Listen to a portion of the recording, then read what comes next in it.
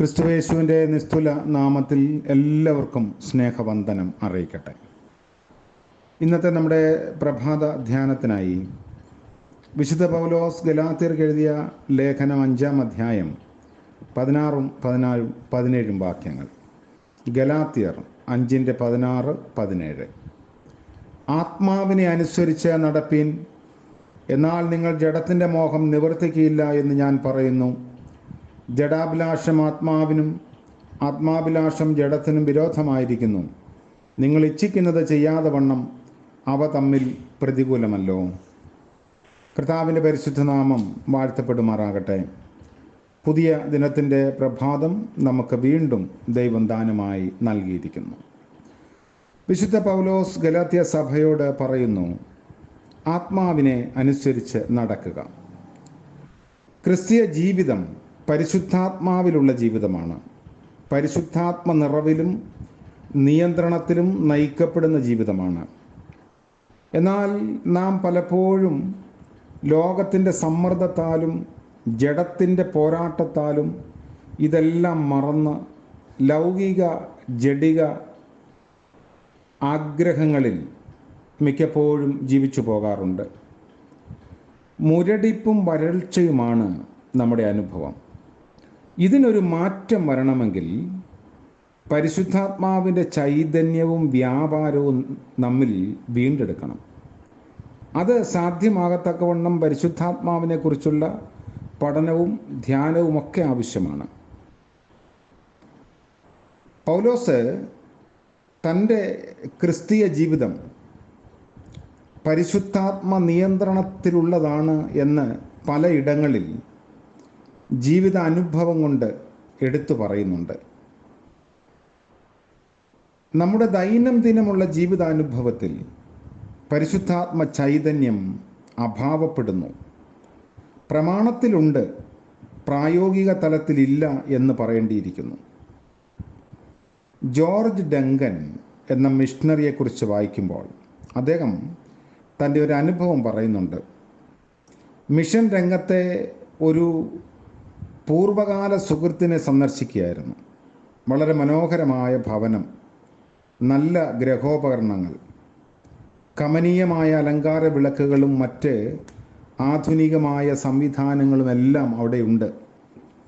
അടുക്കളയിൽ electric oven, cooking range എല്ലാം.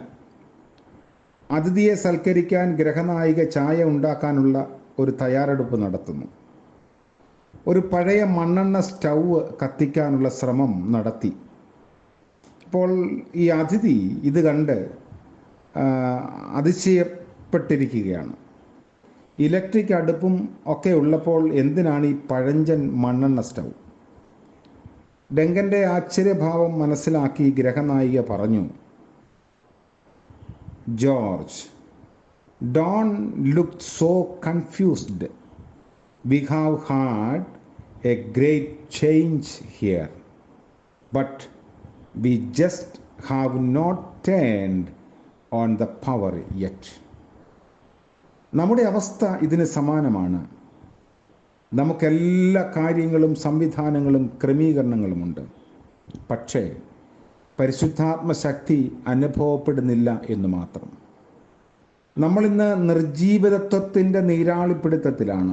അതുകൊണ്ട് പരിശുദ്ധാത്മാവ് എപ്രകാരം നമ്മുടെ വ്യക്തി ജീവിതത്തിൽ പ്രവർത്തിക്കുന്നു എന്ന് സ്വയം പരിശോധിക്കേണ്ടത് ആവശ്യമാണ്. ഇതിനെക്കുറിച്ചുള്ളൊരു അവബോധം ഇന്നത്തെ ധ്യാന വിഷയത്തിൽ നമുക്ക് പങ്കുവയ്ക്കാം. ഒന്ന്, നമ്മെ പുതിയ സൃഷ്ടിയാക്കി തീർക്കുന്നു. വെള്ളത്തിൽ നിന്നും ആത്മാവിൽ നിന്നും ജനിച്ചില്ല എങ്കിൽ ദൈവരാജ്യത്തിൽ കടക്കുവാൻ ആർക്കും കഴിയുകയില്ല എന്ന് കർത്താവ് നിക്കോദിമോസിനോട് പറയുന്നു. യോഹന്നാൻ 3-ാം അധ്യായത്തിൽ നമ്മൾ വീണ്ടും ജനനത്തിൽ കൂടി പുതിയ സൃഷ്ടിയായിത്തീരുന്നു. അത് എപ്പോൾ എങ്ങനെ സംഭവിക്കുന്നു എന്ന് കർത്താവ് വ്യക്തമാക്കുന്നു. പണ്ഡിതനും യഹൂദ മത ഉപദേഷ്ടാവുമായ നിക്കോദിമോസിനോട് കർത്താവ് സംസാരിക്കുന്നു. ഇന്ന് അസ്ഥാനത്തും അർത്ഥമറിയാതെയും നടത്തുന്ന ഒരു പ്രയോഗമുണ്ട്. നിങ്ങൾ ബോൺ എഗെയിൻ ആണോ? അല്ലെങ്കിൽ ആകണം. അതിനുള്ള മാർഗവും നിർദ്ദേശിക്കപ്പെടുന്നുണ്ട്. ഏതോ ചില കാര്യങ്ങൾ ചിലർ പറയുന്ന വിധത്തിൽ വിശ്വസിച്ചാൽ ബോൺ അഗെയിൻ ആകുമെന്നാണ്. യേശുക്രിസ്തു പഠിപ്പിച്ചത് വീണ്ടും ജനനം നടക്കുന്നത് വെള്ളത്താലും ആത്മാവിനാലുമാണ് എന്നതാണ്. അത് വിശുദ്ധ സ്നാനത്തിൽ സംഭവിക്കുന്നു. ദൃശ്യമായ വിധത്തിൽ വെള്ളവും അദൃശ്യമായ വിധത്തിൽ ആത്മാവും ഒരുമിച്ച് പ്രവർത്തിക്കുന്ന പ്രക്രിയയാണ് വിശുദ്ധ മാമോദീസ അല്ലെങ്കിൽ സ്നാപനം എന്ന് പറയുന്നത്. അതുകൊണ്ട് വീണ്ടും ജനനം വിശുദ്ധ മാമോദീസായിലാണ്. ഈ ആശയം തന്നെ വിശുദ്ധനായ പൗലോസ് പഠിപ്പിക്കുന്നു. പുനർജനന സ്നാനം കൊണ്ടും നമ്മുടെ രക്ഷിതാവായ യേശു ക്രിസ്തു മൂലം നമ്മുടെ മേൽ പകർന്ന പരിശുദ്ധാത്മാവിൻ്റെ നവീകരണത്താലും തന്നെ. തീത്തോസിന് എഴുതിയ ലേഖനം 3-ാം അധ്യായം 5-ാം വാക്യം. പൗലോസ് മറ്റൊരു സന്ദർഭത്തിൽ പറയുന്നു, ഒരുവൻ ക്രിസ്തുവിലായാൽ അവൻ പുതിയ സൃഷ്ടിയാകുന്നു, പഴയത് കഴിഞ്ഞുപോയി, ഇതാ അത് പുതുതായി തീർന്നിരിക്കുന്നു. കൊരിന്ത്യർക്ക് എഴുതിയ 2-ാം ലേഖനം 5-ാം അധ്യായത്തിലാണ്. ക്രിസ്തുവിലാകുന്നത് എപ്രകാരമാണ് എന്ന് മറ്റൊരു ഭാഗത്ത് പൗലോസ് പറയുന്നു. ക്രിസ്തുവിനോട് ചേരുവാൻ സ്നാനമേറ്റിരിക്കുന്ന നിങ്ങൾ എല്ലാവരും ക്രിസ്തുവിനെ ധരിച്ചിരിക്കുന്നു. ഗലാത്യർ 3:27. തുടർന്ന് റോമാലേഖനം 6-ാം അധ്യായത്തിലും കൊലോസ്യർ 2-ാം അധ്യായത്തിലും ഒക്കെ ഇത് നമുക്ക് കാണാം. നമ്മൾ മനസ്സിലാക്കുന്നത് വിശുദ്ധ സ്നാനത്താൽ പരിശുദ്ധാത്മ പ്രവർത്തനത്താലാണ് നാം പുതിയ സൃഷ്ടിയായി തീരുന്നത്, അല്ലാതെ നമ്മുടെ കർമ്മപ്രവൃത്തി കൊണ്ടല്ല. സൃഷ്ടിയെപ്പറ്റി പറയുമ്പോൾ ഭൂമി പാഴായും ശൂന്യമായും ഇരുന്നു, ആഴത്തിന്മീതെ ഇരുളുണ്ടായിരുന്നു, ദൈവത്തിൻ്റെ ആത്മാവ് വെള്ളത്തിന്മീതെ പരിവർത്തിച്ചു കൊണ്ടിരുന്നു. ഉൽപ്പത്തി പുസ്തകം 1-ാം അധ്യായം 3-ാം വാക്യം. പാഴും ശൂന്യവുമായിരുന്നതിന്മീതെ ആത്മാവ് പരിവർത്തിച്ചപ്പോഴാണ് ഇന്നുള്ള ഒരു ക്രമീകൃത ലോകമുണ്ടായി വന്നത്. അതായത് കാവോസിൽ നിന്നും കോസ്മോസിലേക്കുള്ള മാറ്റം ആത്മാവിൻ്റെ പ്രവർത്തനത്താലാണ് എന്ന് നമുക്ക് കാണാം. Chaos to cosmos. അതുപോലെ പ്രാകൃത മനുഷ്യനെ പുതിയ സൃഷ്ടിയാക്കാൻ പരിശുദ്ധാത്മാവ് പ്രവർത്തിക്കുന്നു. അങ്ങനെ പരിശുദ്ധാത്മ വ്യാപാരത്താൽ വിശുദ്ധ സ്നാനത്തിൽ കൂടി നാം വീണ്ടും ജനിച്ചവരാണ്. അർത്ഥശങ്കയ്ക്കിടയില്ലാത്ത വിധത്തിൽ പൗലോസ് പറയുന്നു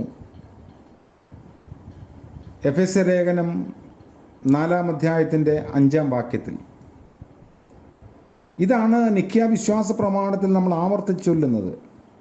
അതുകൊണ്ട് ഒരിക്കൽ മാമോദിസ ഏറ്റവർ, വീണ്ടും ജനിച്ചവർ വീണ്ടും സ്നാനപ്പെടാൻ ഒരുമ്പെടുന്നത് അജ്ഞാത കൊണ്ടും ദുരുപദേശ സ്വാധീനത്താലുമാണ് എന്നത് ഈ കാലത്തിൽ നമ്മൾ മനസ്സിലാക്കണം.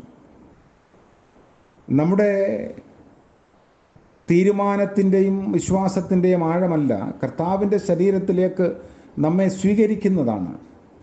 അത് ദൈവകൃപയാണ്. രക്ഷ എന്നത് ദൈവത്തിൻ്റെ ദാനമാണ്. അതുകൊണ്ട് നമ്മുടെ തിരിച്ചറിവിനേക്കാൾ തിരിച്ചറിവില്ലാത്ത സമയത്തും നമ്മളെ സ്വീകരിക്കാൻ പരമകരുണയുള്ള ദൈവം സന്നദ്ധനാണ് എന്ന തിരിച്ചറിവ് നമുക്ക് അനിവാര്യമാണ്. എന്നാൽ ഈ വലിയ പ്രക്രിയ നമ്മിൽ നടക്കുന്നത് പരിശുദ്ധാത്മാവിൻ്റെ പ്രവർത്തനം കൊണ്ടാണ്. നമ്മുടെ വിശ്വാസത്തിൻ്റെ ആഴമല്ല, പിന്നെയോ ദൈവകൃപയാണ്. പൗലോസ് ആവർത്തിച്ചു പറയുന്നു, കൃപയാലല്ലോ നിങ്ങൾ വിശ്വാസം മൂലം രക്ഷിക്കപ്പെട്ടിരിക്കുന്നതിന്. അതിനും വിശ്വാസമൊന്നുമല്ല കാരണം, ദൈവത്തിൻ്റെ ദാനമാണ്, കൃപയാണ്. ആ കൃപയിലേക്ക് നമ്മെ അടുപ്പിക്കുന്നത് പരിശുദ്ധാത്മാവാണ്. അന്നു മുതൽ ആ ഒരു നിയന്ത്രണത്തിന് വിധേയമായ ജീവിതമാണ് നമുക്ക് അനിവാര്യം. വിശുദ്ധ വേദപുസ്തകം നമ്മെ അങ്ങനെയാണ് പഠിപ്പിക്കുന്നത്. പൗലോസ് അപ്പോസ്തലനും മറ്റ് അപ്പോസ്തലന്മാരും ആദിമസഭയും നമ്മെ പഠിപ്പിക്കുന്നത് അങ്ങനെയാണ്. അതുകൊണ്ട് പുതിയ ദിനത്തിൻ്റെ പ്രഭാതത്തിൽ നമുക്ക് നമ്മെ തന്നെ ഒന്ന് തിരിച്ചറിയാൻ സാധിക്കണം.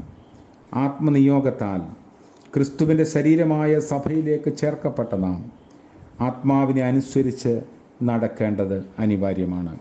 ഗലാത്യ ലേഖനത്തിൽ പൗലോസ് ഇതിൻ്റെ വ്യക്തമായ വിശദീകരണങ്ങൾ തുടർന്ന് നൽകുന്നുണ്ട്.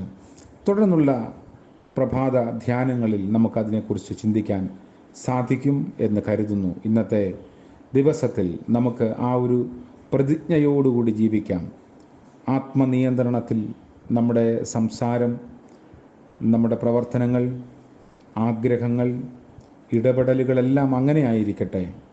ഇന്നത്തെ ദിനം അതിനുവേണ്ടി ദൈവം നമ്മെ എല്ലാവരെയും ശക്തീകരിക്കട്ടെ എന്ന് പ്രാർത്ഥിക്കാം. കരുണ നിറഞ്ഞ വാഴ്ത്തപ്പെട്ട ഞങ്ങളുടെ ദൈവമേ, സ്വർഗീയ പിതാവേ, പരിശുദ്ധാത്മദാനം ഞങ്ങൾക്ക് നൽകിയതിനായി സ്തോത്രം.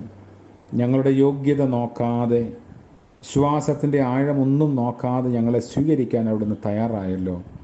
അവിടുത്തെ ശരീരമായ സഭയിലേക്ക് ഞങ്ങളെ ചേർത്തുവല്ലോ. അതുകൊണ്ട് നിയോഗമുള്ളവർ എന്ന തിരിച്ചറിവോടെ ആ നിയന്ത്രണത്തിൽ ജീവിപ്പാൻ ഇന്നത്തെ പകൽക്കാലം ഞങ്ങളെ സഹായിക്കണമേ.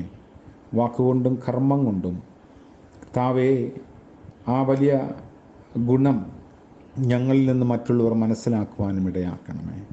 ഇന്ന് പ്രഭാതം മുതൽ പ്രദോഷം വരെയും ഞങ്ങളുടെ പ്രവർത്തനങ്ങൾ അങ്ങനെയുള്ള മാതൃകയിലായിരിക്കാൻ സഹായിക്കണം. ഞങ്ങളുടെ കുറവുകളും അവിശ്വാസങ്ങളും പൊറുക്കണമേ. ഇന്ന് ജന്മദിനം ആഘോഷിക്കുന്ന പ്രിയപ്പെട്ടവർക്ക് വേണ്ടിയും വിവാഹവാർഷികം ആഘോഷിക്കുന്നവർക്ക് വേണ്ടിയും പ്രാർത്ഥിക്കുന്നു. കരുണയുടെയും നന്മയുടെയും മനസ്സലിവിൻ്റെയും ആയുരാരോഗ്യത്തിൻ്റെയും ഒരു പുതുവർഷം ദാനമായി നൽകണമേ. യേശു മശിഹ മൂലം പ്രാർത്ഥന കൃപയോടെ കേൾക്കുമാറാകണമേ. ആമേൻ. ത്രിയേക ദൈവത്തിൻ്റെ അനുഗ്രഹവും കാവലും നാം എല്ലാവരോടും കൂടെ ഇന്നും എന്നേക്കും ഉണ്ടായിരിക്കുമാറാകട്ടെ. ആമേൻ.